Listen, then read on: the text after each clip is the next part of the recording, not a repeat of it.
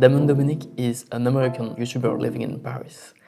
He usually makes light-hearted content about non-touristy spots in the city, his dating life and traveling. But from time to time, he makes a more bitter video about French bureaucracy. He's been baffled by how hard it is to open a bank account, find a flat, or extend his visa. He's not the only American YouTuber in this situation. My only issues are with the administration. I'm like, Oh you guys my are God. really causing these issues for yourselves. I'm sorry. Like, I've traveled the world. I've lived here and there. Like, you guys are doing this French to people yourselves here. are very well aware of their slow and painful bureaucracy. It's been made fun of and criticized forever, but it's still there and strong. It's part of the culture. But why? Is France a communist country? Do the French love inefficiency? Hello! Hi! Hey! I have money. I have a cool job. I'm a cool person. I have multiple videos. You can see I'm a good guy.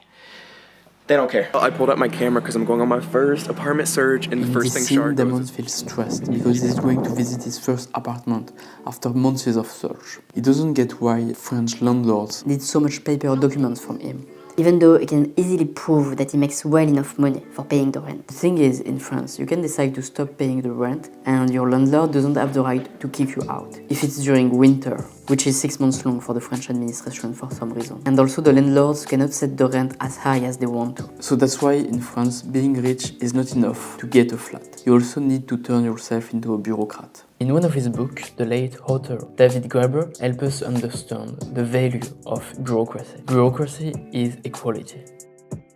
Equality is one of the main values in France. According to the demographer Emmanuel Todd, this dates back to the traditional equal division of inheritance in agricultural families. Just like the traditional Vietnamese or Russian family, Paris region family is equalitarian because the father shares his land equally between his sons. After the Industrial Revolution, this family structure translated into more equalitarian political systems. And what David Graeber teaches us is that there is a strong link between equality and bureaucracy. Bureaucracy is about making our interaction more formal and impersonal. Instead of asking your well-connected friends or bribing someone to get your visa or your apartment or your bank account opened faster, you have to do the paperwork, just like every other peasants and normies. Bureaucratic relations are the opposite of nepotism. Of course, in France, things are not really like that in reality. But in principle, for most people, most of the time, bureaucracy is neutral, transparent, and egalitarian. And we hate bureaucracy because of that. Absolute monarchy had much less bureaucracy because it was more informal and arbitrary. But bureaucracy isn't always about the states or equality. It can and usually is very private. they won't allow me to open a bank account on this side of Paris because my address is on the other side of Paris, even though it's the same company. People are just making up rules. From my understanding, I thought you could just roll up into really any bank anywhere in the city. I didn't think it mattered. Look at that, I was a beginner, I was a newbie, so I was like, oh, pardon, I'll go to that one then. Don't let them do this to you. And the man says, sorry, sir, this is one of the only locations in Paris where we don't accept, like a friend or a landlord to write you a letter saying you live there. We need a gas bill in your name. One, you could have told me that on the phone. I would like to thank the French bureaucracy system for inspiring me to get my 10,000 steps of the day in. In this scene, Damon Dominic is perfectly right to call the private bank disorganization as bureaucratic. We usually don't recognize administrative work as bureaucratic when it's done by private companies, but it is, and private business is to make our life much more bureaucratic in many ways. Bureaucracy is the first technology.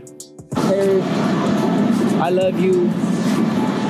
But you ain't shit. No, I'm just kidding. I actually do love you. Graeber tells us that bureaucracy predates the central state and even the first city. Bureaucracy is the main technology used to build the Great Pyramid, tallest building in history before the Eiffel Tower. It is the only tool we have to organize human activity in an unemotional way. That's why it's everywhere. But we usually don't recognize it as such, especially when it's done by private companies. Actually, chances are high that you watching this video are doing a very bureaucratic job. How much time do you spend every day answering your mails, making phone calls, going to meetings. Organizing your work and other people's works. Informatics was supposed to free us from the burden of paper and bureaucratic bullshit jobs. But it seems like we are all bureaucrats now. What we now have are what I would call bureaucratic technologies, and the internet is a perfect example. But everybody says, well, we still have creativity, we have the internet, it's very creative. We still have technological unleashing of people's dreams, but yeah, but what is it actually to do? Basically, what happens is we have people using all sorts of creative energies and insights and innovation to create ever better platforms to fill out forms. So imagination now exists in the service of bureaucracy.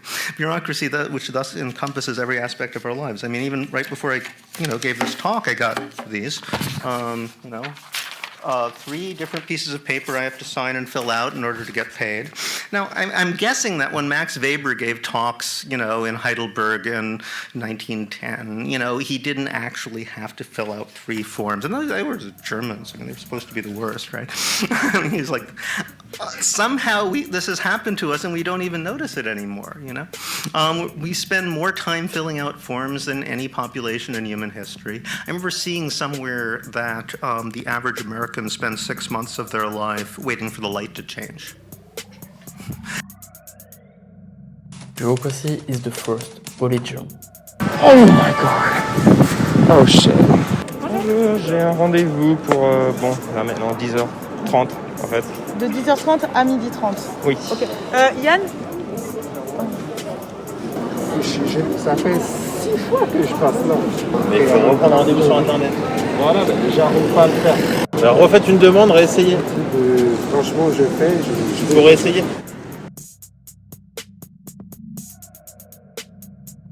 In Christian mythology, the archangels, cherubims and seraphims have very strict hierarchy, just like the lobsters. They have to do a lot of paperwork, they have to record everything we do before the last judgment, which we don't know when will happen, by the way. They have to organize other angels' work, and they have to look over the trumpets, and so on and so on. Bureaucracy is also a big part of our modern mythology. I mean, think about like the Federation in Star Trek, and this might be a great example of that.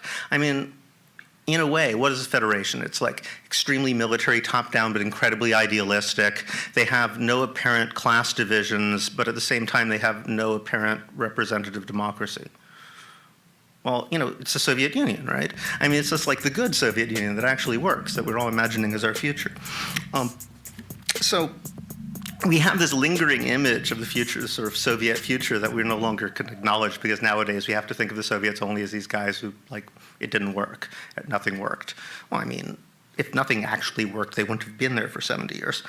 Look at how Damon looks happy here. He just got the right to stay. Traveling around the world used to be a paperless and unbureaucratic issue. But now, all around the world, you need visas and diplomas and certificates to go or work or live somewhere. These papers seem to have the power of old fetishes. Spending a lot of time and money to get a piece of paper like a diploma, even if it doesn't mean anything in reality, has a lot of value for your friends, your family, or a potential spouse. A few days ago, Damon had no idea when he would finally get an answer. That's part of the divine aspect of bureaucracy.